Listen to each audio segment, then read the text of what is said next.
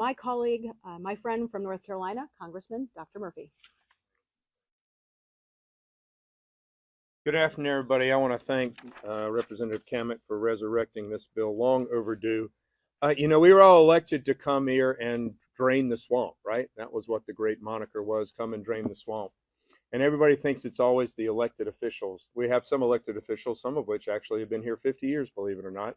One of them is the most prominent place in the city. We have other officials that are here just a couple years. But what we have is we find out what the true swamp is. What is the true swamp? They're the unelected individuals, the unelected bureaucrats that move agencies at the pace of a large cargo ship. And what they do, however, is they direct rules, they direct regulations without ever being elected that affect every American's life.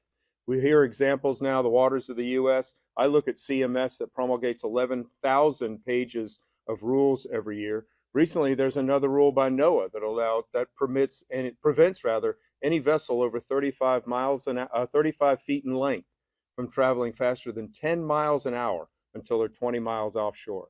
That will literally cause recreational and commercial fishing to die overnight. These are rules by unelected bureaucrats, appointed and pushed forth and financed by, given direction by our executive branch. That's not the way our founding fathers had it work. So what we're trying to do, and it's a perfect moniker, perfect anagram, is to pull the reins back on federal spending.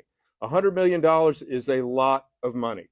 That money is not to be directed by individuals who are not elected by the American populace. So this legislation, and I'm really, really glad that Representative McCamick has brought this back up, is starting to bring common sense back to this country. And if we're ever going to get this deficit dealt with, that's what it deals with. It has to deal with common sense. So thank you all for attending, and thank you for all my colleagues for highlighting this very important issue. And with that, I will bring up my one and dear